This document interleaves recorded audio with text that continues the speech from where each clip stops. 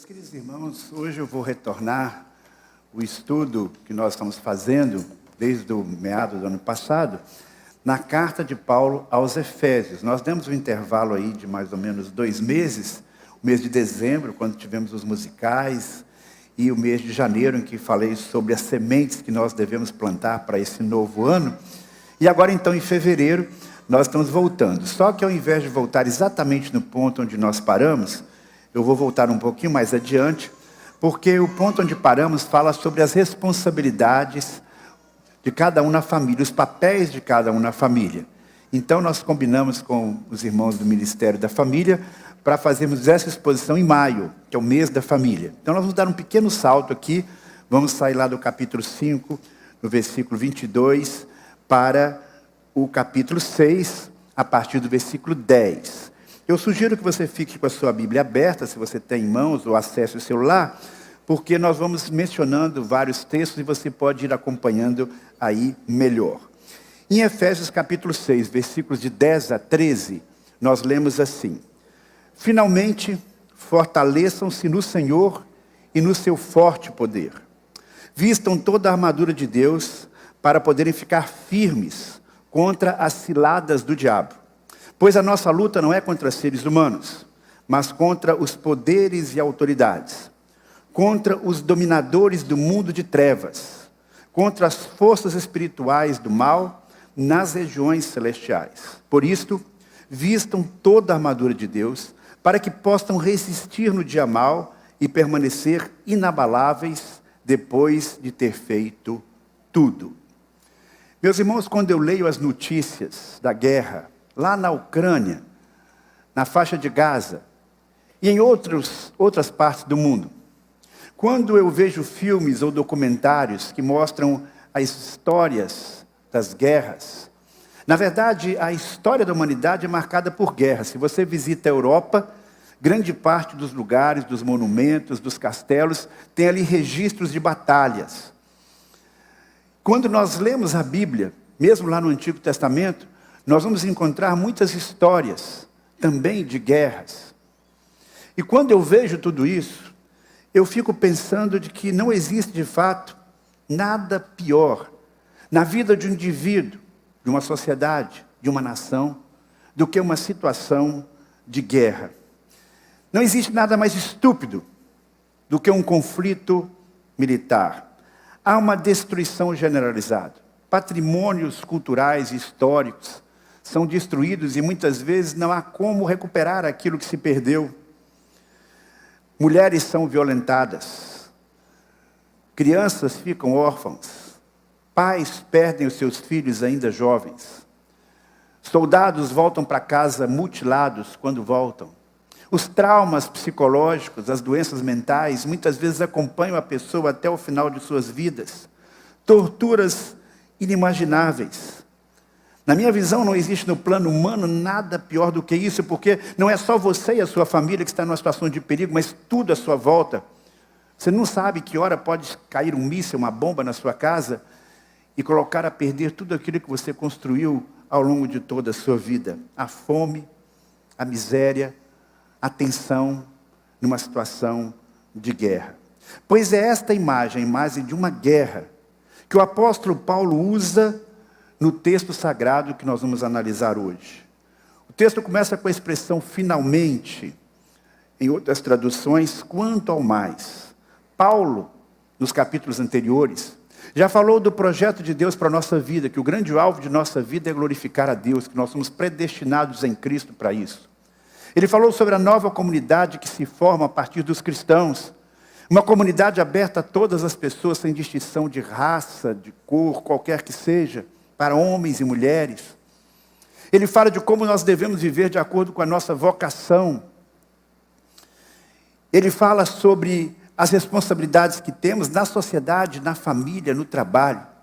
E ele agora coloca uma outra dimensão diferente. Agora ele fala de algo que muitas vezes nós não percebemos. Ele está falando de uma batalha que está acontecendo ao nosso redor. Pastor Hernandes Dias Lopes fala que é a mais terrível batalha mundial. Então, o primeiro passo para que possamos ser vitoriosos nesta batalha É reconhecer que ela existe.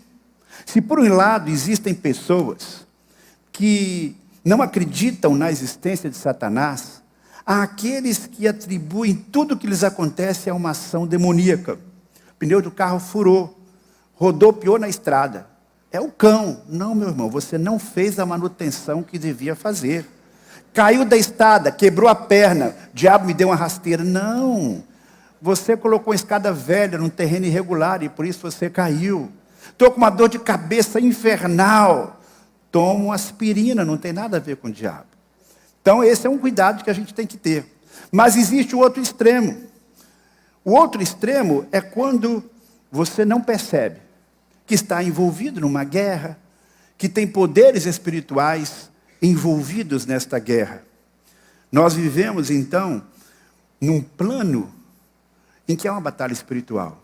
Mas pode acontecer conosco o que aconteceu com muitos jovens, lá no sul de Israel, naquele fatídico dia do ataque terrorista. Estavam lá na rave, dançando, pulando e tal. De repente eles viram algumas coisas passando no céu, viram luz, pensaram que fazia parte do show. Não deram atenção para isso, até que eles se aperceberam do que de fato estava acontecendo. Você se lembra daquele filme antigo, A Vida é Bela? Aquele filme é extraordinário, né? Um pai que procura ajudar o seu filho, pequeno ainda, a não sofrer os horrores de um campo de concentração, simulando para ele como se tudo aquilo fosse uma brincadeira, como se fosse uma gincana. E a criança está ali naquela situação terrível, mas uma tremenda ingenuidade, achando que está no melhor dos mundos. Tanto aqueles jovens, lá em Gaza, quanto aquela criança, muitas vezes nos representa. Quando nós não percebemos que estamos num ambiente de conflito espiritual, nós não reconhecemos isso ao nosso redor.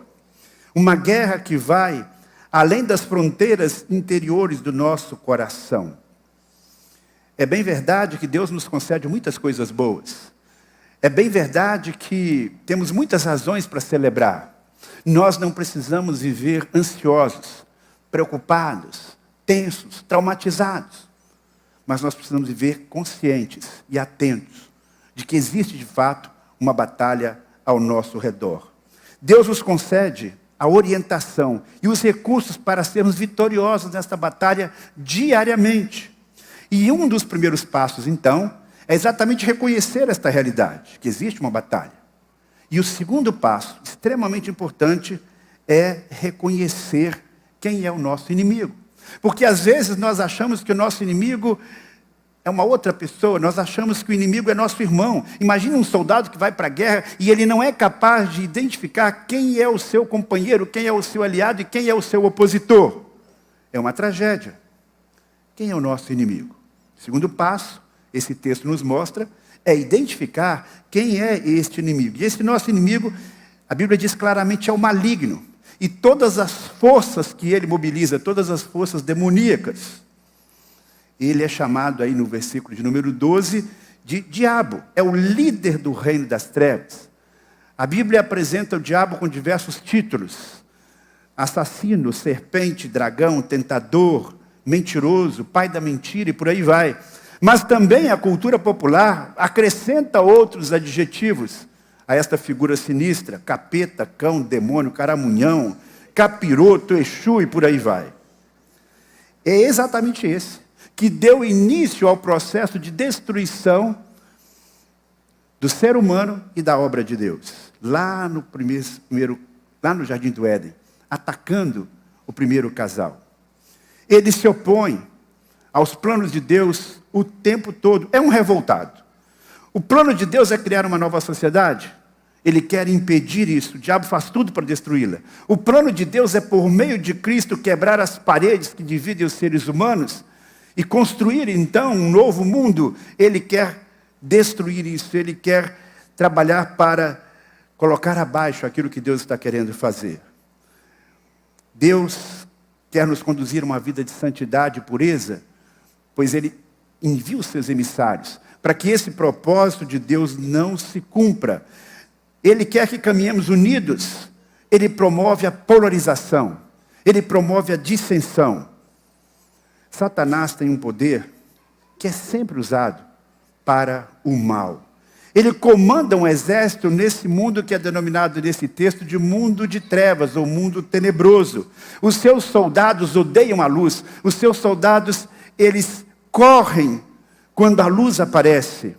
Porque a habitação natural de Satanás é uma habitação de trevas, de escuridão. Quando, alguns anos atrás, eu visitei, mais de uma vez, na verdade, o Museu do Holocausto, lá em Jerusalém. Eu sempre tenho aquela sensação, quando visito aquele lugar tão terrível, de que apenas uma mente com influência do diabo podia fazer tudo aquilo.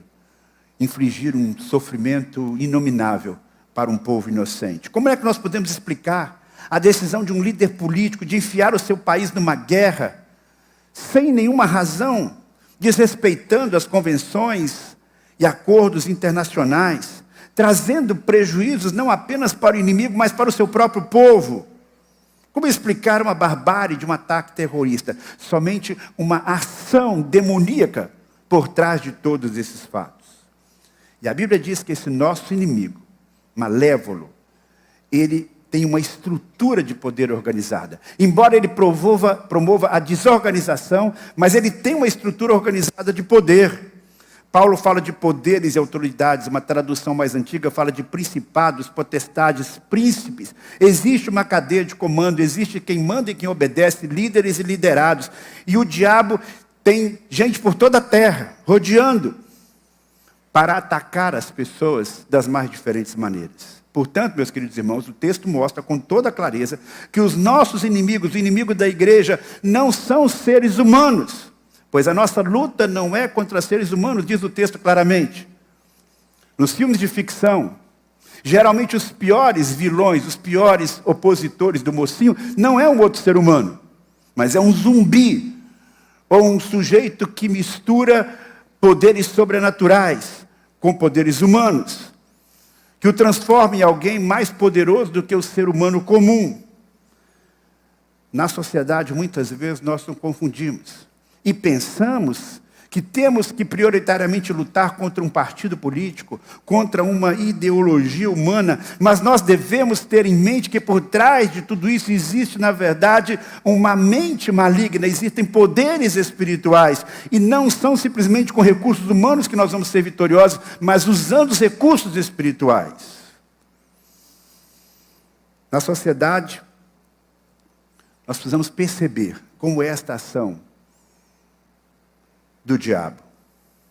Porque os seres humanos podem até mesmo estar tão tomados pelo diabo que eles mudam a sua forma humana. Você já viu uma pessoa endemoniada? É terrível. Pode ser uma jovem franzina, que ela é capaz de enfrentar um homem muito forte. A sua voz muda. O seu semblante muda. Ela é capaz de fazer coisas inimagináveis. Tem uma força, uma habilidade fora do comum. Muitas vezes precisa de várias pessoas para segurá-la. E mesmo assim, essa pessoa franzina e frágil se torna forte, porque está nela um poder muito maior. Eu sei que tem alguns cristãos que têm uma certa alegria, um certo prazer no exorcismo. Eu não me incluo nesse grupo. Se precisar, a gente enfrenta, mas não vou atrás. Porque realmente é muito complicado. Não temo, porque Deus está comigo. Sei que Deus está conosco. Mas algumas vezes nós podemos claramente perceber esse poder diabólico na vida de algumas pessoas. Há espíritos que tomam o corpo de um ser humano. E esses nossos inimigos, de fato, são extremamente poderosos. Eles são chamados aqui de dominadores deste mundo de trevas. A palavra no grego é cosmokratatoris. Era a mesma palavra que é usada na astrologia para dizer de poderes espirituais que habitavam nos astros e que influenciavam a vida de todas as pessoas aqui na Terra, que determinavam o curso dos acontecimentos. Paulo diz, não são esses poderes de astros, não. São poderes espirituais que influenciam, sim, a vida do ser humano aqui na Terra. Ele então usa esse termo para descrever o poder espiritual do nosso inimigo ou dos nossos inimigos, apesar da soberania de Deus. apesar da vitória de Jesus na cruz e na ressurreição, o diabo não aceitou que está derrotado. E ele fica derrotado, fazendo todo um auê e promovendo o mal. Por isso que Jesus disse que ainda estamos debaixo de um jugo, num certo aspecto, do príncipe deste mundo, porque o mundo jaz no maligno, embora o reino de Deus já esteja na terra. E nós temos que ter a consciência que esses nossos inimigos, ainda que os seus poderes em alguns momentos se manifestem de forma visível, eles são invisíveis. Há ocasiões em que nós podemos ver claramente a ação do inimigo, quando estamos diante de um endemoniado, por exemplo, uma pessoa totalmente possessa, mas às vezes nós não vemos claramente a sua presença, mas podemos sentir a sua presença. Recentemente eu estive num lugar em que eu senti claramente uma opressão maligna. É um ambiente de mentira, um ambiente de ganância, um ambiente de desonestidade, um ambiente terrível. Fiquei por ali algumas horas e sentindo aquela opressão terrível. Porque há lugares em que Satanás tem um verdadeiro quartel-general. Mas a ação de Satanás através dos seus agentes não acontece apenas em alguns lugares específicos. Ela pode acontecer em qualquer lugar. Pode acontecer dentro de uma casa, dentro da sua casa. Pode acontecer dentro da igreja. Pode acontecer até dentro de um pequeno grupo. Lembra-se de Jesus? Jesus ali com o seu pequeno grupo. De repente ele começa a falar sobre os seus propósitos, o propósito de Deus para a sua vida. Pedro se levanta e diz, não, Senhor, nada disso não. Qual é a resposta de Jesus para Pedro? Para trás de mim, Satanás. Então, nós temos que estar atentos que essa manifestação do mal, ela pode surgir em qualquer momento. Nós não enxergamos, mas são reais. Uma pessoa que tem uma reação desproporcional diante de uma situação de conflito. Você fala alguma coisa, a pessoa responde de uma maneira violenta. Muito mais do que a questão, muitas vezes, de educação ou um problema psicológico. Em alguns casos, você vê claramente que há uma ação ali que é do demônio. Quando você vai orientar uma pessoa, mostrando a verdade, mostrando os fatos, e a pessoa parece que está cega, não enxerga, você não entende como é que essa pessoa não está vendo que está indo no caminho errado, e há uma verdadeira cegueira, há uma ação do diabo ali. Quando uma pessoa se revolta sem razão, quando agride o outro e é capaz de tirar a vida do outro por causa de uma briga de trânsito, isso não é simplesmente uma situação humana. Há poderes espirituais envolvidos em todos esses processos. Quando você age com alguém e essa pessoa reage de uma maneira extremamente desproporcional e exagerada, tantas vezes há uma ação espiritual que você não vê. O ser humano ali não vê aquela figura diabólica ali, mas percebe que algo de estranho, de espiritual está acontecendo. Porque o nosso inimigo, diz a palavra de Deus aqui, é muito astuto. Se em alguns momentos a sua presença é notória, ele parece como um leão que está rugindo, a maior parte do tempo, eu creio, especialmente para nós, os cristãos, ele se parece mais com um anjo de luz. É um lobo disfarçado de ovelha, como nos diz a palavra de Deus. Ele nos coloca em situações em que nós podemos ficar confusos, se não estivermos em comunhão com Deus. Devo ou não devo fazer isso? Às vezes você nem tem que fazer essa pergunta, porque a Bíblia já respondeu. Ah, pastor, mas isso aqui é só um detalhe. Eu dar aqui uma ofertinha para o guarda de trânsito, não é suborno, eu estou fazendo um agrado, ele ganha tão pouco. Ah, eu sair aqui com a secretária, não tem nenhum problema. É verdade que meu casamento está em crise, mas é só um cafezinho com uma amiga.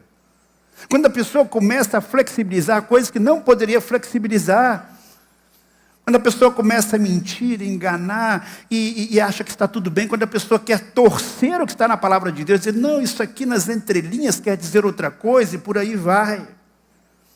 Aqueles que defendem que a Bíblia não condena nada, não. O que nós temos que ter é apenas um coração amoroso. E nós vamos ter uma atitude aqui de acolhimento, sem que a pessoa precise mudar de vida. E ela será bem-vinda para ficar para sempre entre nós, sem arrependimento, sem nada. Ciladas. Ciladas do diabo. O texto diz claramente que nós temos que estar atentos, porque ele é astuto. E ele arma ciladas, armadilhas. Eu já armei uma cilada, uma armadilha. E eu fiquei muito feliz quando eu consegui o meu objetivo. Eu aprendi com o meu amigo de infância como armar aquela arapuca. Já ouviu falar em arapuca? Não fique preocupado, foi uma arapuca quando eu era adolescente para pegar um passarinho. E eu sempre armava e não dava certo, mas um dia eu consegui. E fiquei muito feliz quando eu consegui prender aquele passarinho. Mas isso é uma ilustração do que o diabo faz. Ele coloca ali aquela comidinha atraente, aquela coisa assim que parece muito boa, mas por trás existe uma péssima intenção, é pegar você, agarrar você.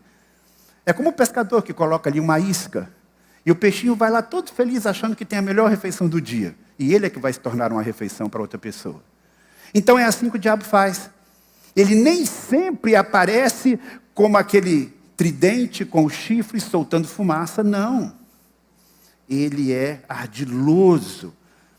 Precisamos então conhecer o inimigo e perceber as suas estratégias, para que possamos vencê-lo. Mas precisamos também entender qual é o propósito do inimigo das nossas vidas. O seu propósito é nos derrubar. Sim, porque ele tem diferentes propósitos entre um salvo, entre um cristão e um não cristão. Aquele que não é salvo, o propósito dele é destruir, é matar, é acabar com a pessoa. Esse é o propósito dele. E às vezes ele consegue esse propósito, literalmente. Mas um cristão não, porque o cristão tem dentro de si o Espírito Santo que o protege. O Espírito Santo impede que esse ser seja dominado pelo diabo. É impossível no mesmo coração o domínio de Deus e o domínio do diabo em sua plenitude. O Espírito Santo nos coloca nessa couraça de proteção. Um cristão verdadeiro não vai ser endemoniado, mas isso não significa que nós estejamos completamente imunes aos ataques, porque nós estamos numa guerra. E aí, qual é o objetivo do nosso inimigo? É nos derrubar. Veja só o que o texto diz: vistam toda a armadura de Deus para poder ficar o quê? Firmes, ou seja, não caírem. Vistam toda a armadura de Deus para que possam resistir no dia mau e permanecer o quê? Inabaláveis. Então, o que o diabo quer é nos derrubar, porque nós estamos numa guerra. Imagine um soldado, especialmente naqueles tempos antigos, caído. O que um soldado caído pode fazer? Um soldado caído é um soldado vulnerável. Um soldado caído, ele está à mercê do ataque de outras pessoas. Ele pode fazer muito pouco, ou quase nada, por si mesmo. Ele está derrotado. Ele não será um agente eficaz na batalha. Assim também, se você cai e permanece caído, se você está sendo frequentemente derrubado por Satanás, você não vai conseguir cumprir a missão que Deus lhe deu de ser um excelente soldado do exército de Deus. A gente sabe dessas situações ao nosso redor, que indicam claramente isso. Lá na empresa, o cara está tentando puxar o seu tapete. Em determinadas situações, numa luta, o único objetivo do adversário é derrubar o outro no chão. Quando o outro cai no chão, ele já venceu a luta. O que o diabo quer com você? Em que áreas ele está derrubando você, meu irmão? O que o derruba emocional e espiritualmente? Para algumas pessoas, essa derrota acontece numa situação de doença. A pessoa fica doente, não apenas o seu corpo fica doente, mas muitas vezes as suas emoções, e mais do que isso, a sua fé vai se desvanecendo numa situação de enfermidade, porque ao invés de confiar no Senhor, ela começa a duvidar do amor e do cuidado de Deus sobre a sua vida. Outras pessoas caem e ficam prostradas com problemas na sua família. Elas não sabem como resolver, ou não buscam a orientação da palavra de Deus, e ficam ali chorando, lamentando, prostrados. Outros são derrubados na área de insegurança material, ficam desempregados, os negócios estão indo difíceis, e a pessoa então fica abatida. E ao invés de se aproximar de Deus e da igreja, ela se afasta, e o diabo então tem vitória nesta área. Mas há outras situações, aparentemente menores, que podem nos derrubar. De repente, uma situação de ingratidão, uma situação em que você se decepciona com alguém. Qual de nós nunca se decepcionou com uma outra pessoa, com um amigo, com um parente? Recentemente eu vivi uma situação assim. Eu me senti profundamente decepcionado com um colega de ministério. Fiquem tranquilos, não foi nenhum dos pastores auxiliares aqui da igreja, tá? Mas eu vivi esse tipo de situação. Fiquei muito decepcionado. Não esperava que a pessoa fosse agir daquela maneira. Fiquei impactado. E passei o dia seguinte pensando nisso. Enquanto eu estava no final do segundo dia pensando nisso, eu falei, por que eu fiquei tão abatido? Por que eu fiquei tão para baixo? Tenho aqui uma situação que tem tudo para estar feliz, mas estou abatido. E aí percebi a minha vulnerabilidade. E aí percebi como uma única ação pode fazer com que a gente fique prostrado no chão, a não ser que a gente peça, Senhor, me ajude a erguer. Porque essa paulada me derrubou. Então, meus queridos irmãos, temos ao nosso redor uma série de situações, das mais graves, as mais simples, que podem nos deixar, nos derrubar. E aí entra a ação de Satanás. Não que ele muitas vezes nos derrube diretamente, mas vem uma situação que nos derruba e ele fica ali acusando, ele fica ali impedindo que a gente se levante. Que nos leve a ficar desmotivados para aceitar os desafios que Deus coloca na nossa vida e no seu reino. Sabe por que isso acontece? Isso acontece porque nós somos frágeis. O diabo tem mais força do que você, se você não estiver revestido do poder de Deus. Você imagina você contra uma legião de demônios atacando você, mesmo você sendo um cristão. Se você não estiver fazendo aquilo que Deus está propondo aqui, você vai ficar derrotado. Por isso que o texto começa com uma orientação muito direta. Finalmente, fortaleçam-se no Senhor e no seu forte poder. Porque somos frágeis, nós precisamos buscar permanentemente o fortalecimento no Senhor. O tempo do verbo aí não indica uma ação completa, é como se dissesse frequentemente, permanentemente, estejam se fortalecendo no Senhor.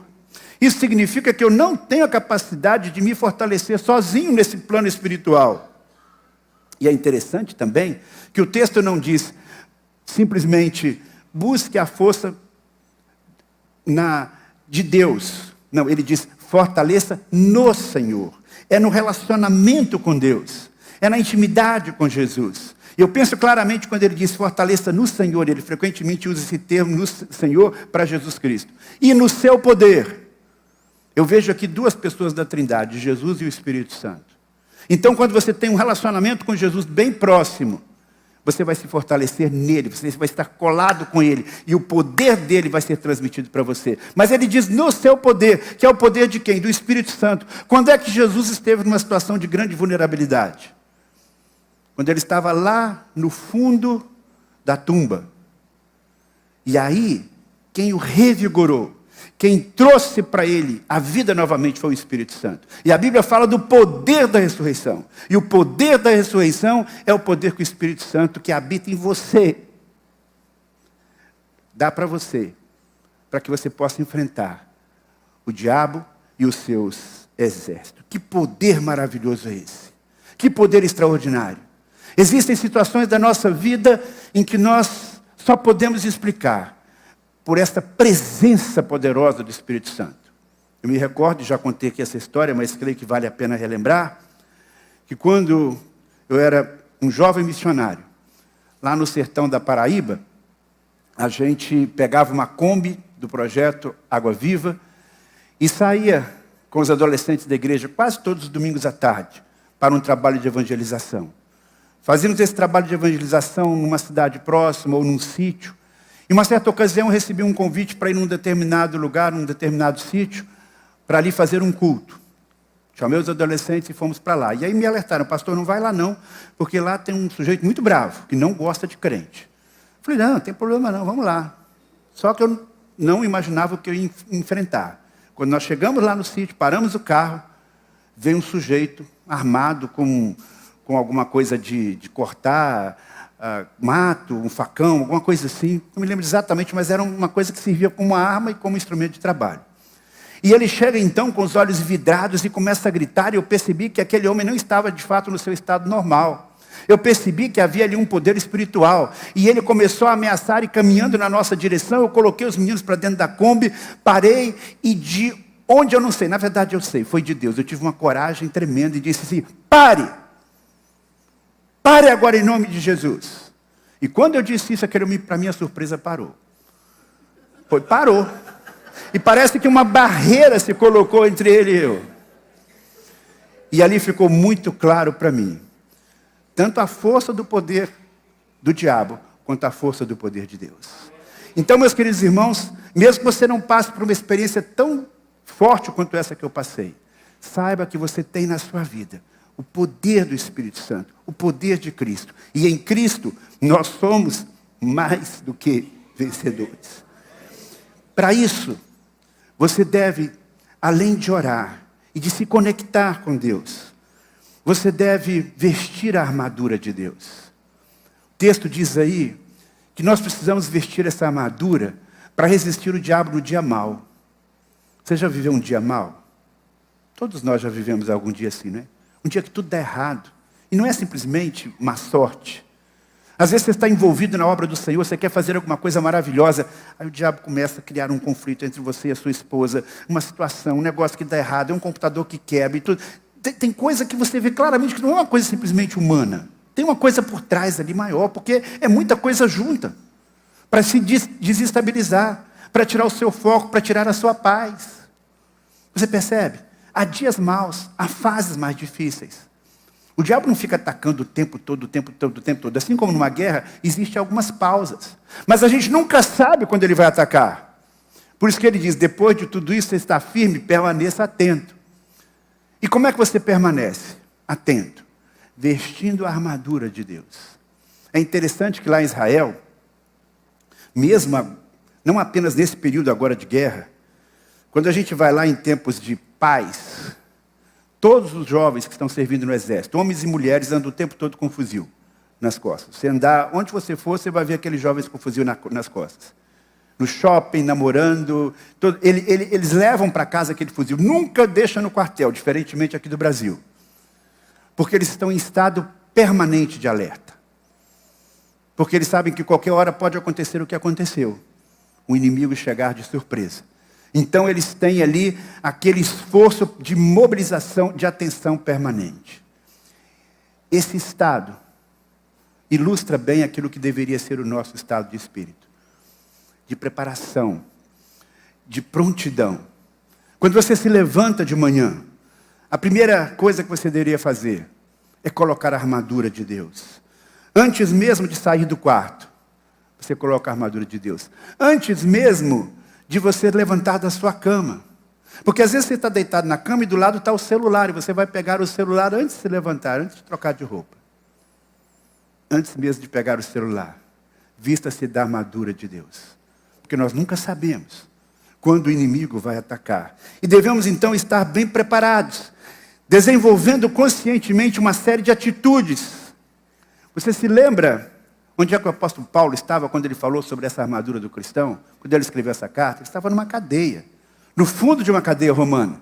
Dizem os historiadores que certamente ele estava ali com seu braço preso a um soldado. E ele olha para a roupa daquele soldado e ele percebe que na indumentária daquele soldado havia uma série de peças e ele começa a imaginar como é que seriam as peças da armadura do cristão. E no próximo domingo nós vamos falar sobre isso. Ele vai descrevendo a armadura do cristão para ser vitorioso na batalha. A minha oração, meu querido irmão, é que nós possamos reconhecer que estamos num campo de batalha. Que nós não venhamos ignorar o inimigo e as suas estratégias. E se você for derrubado, não fique prostrado. Enfrente o inimigo quando ele surgir no seu caminho, crendo no poder de Deus que está em você, que é muito maior do que o dele. Fortaleça-se sempre no Senhor. Não se desligue da fonte de poder.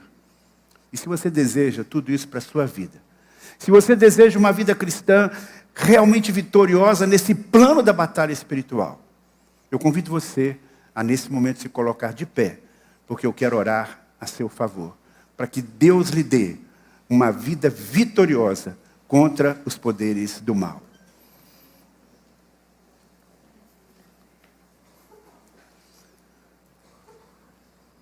Querido Pai do céu, nós estamos aqui reconhecendo a nossa fraqueza e dizendo que precisamos do Teu poder transbordante em nós, para que possamos, fortalecidos em Cristo e no poder do Espírito Santo, o Senhor nos conceda grandes vitórias.